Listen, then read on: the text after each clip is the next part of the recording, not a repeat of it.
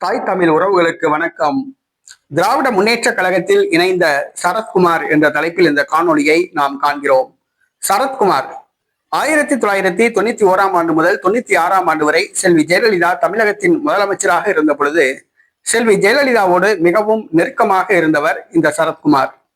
செல்வி ஜெயலலிதா அவருக்கு மிகவும் தீவிர ஆதரவாளராக இருந்தார். என்னுடைய ஓட்டு ரெட்டலைக்குத்தான் என்று வெளிப்படையாக தெரிவித்து வந்தார். ஆனால் நாட்டாமை படம் அதில் ஏற்பட்ட பிரச்சனை காரணமாக செல்வி ஜெயலலிதா மீது அதிருப்தி அடைந்தார். உடனடியாக திமுக தமிழ் மாநில காங்கிரஸ் 1996 ஆண்டு இணைந்து தேர்தலை சந்தித்தது.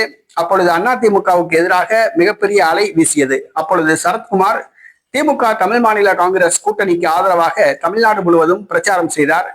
திமுக தமிழ் மாநில காங்கிரஸ் கூட்டணி வெற்றி பெற்றது. அதிமுக படுதோல்வி அடைந்தது. 1998 ஆண்டு இந்திய பாராளுமன்ற தேர்தல் நடைபெற்றது. அந்த பாராளுமன்ற தேர்தலில் அதிமுக, மதிமுக, பாட்டாளி மக்கள் கட்சி, பாரதிய ஜனதா கட்சி ஆகிய கட்சிகள் இணைந்து போட்டியிட்டன. அப்பொழுது திமுக தமிழ் மாநில காங்கிரஸ் மீண்டும் இணைந்து போட்டியிட்டன. அப்பொழுது திமுக வேட்பாளராக திருநெல்வேலியில் களமிறக்கியது திமுக சரத்குமாரை. சரத்குமார் உடனடியாக தன்னை திமுகவில் இணைத்துக் கொண்டார்.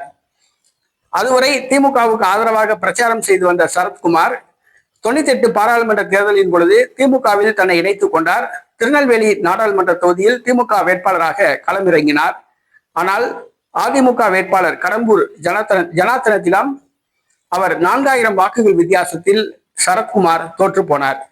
செல்வி ஜெயலலிதாவின் தீவிர ஆதரவாளராக இருந்தவர். என்னுடைய ஓட்டு ரெட்டலைக்குத்தான் என்று வெளிப்படையாக கூறியவர். ஆனால் நாட்டாமை படத்தில் ஏற்பட்ட பிரச்சனை காரணமாக ஜெயலலிதாவிடம் கோபம் கொண்டு அதிமுக ஆதரவாளராக இருந்த அவர் திமுக ஆதரவாளராக மாறினார். பிற்காலத்தில் திமுகவில் தன்னை இணைத்துக் கொண்டார். பின்பு திமுகவில் இருந்து வெளியேறி மீண்டும் அதிமுகவில் இணைந்தார்.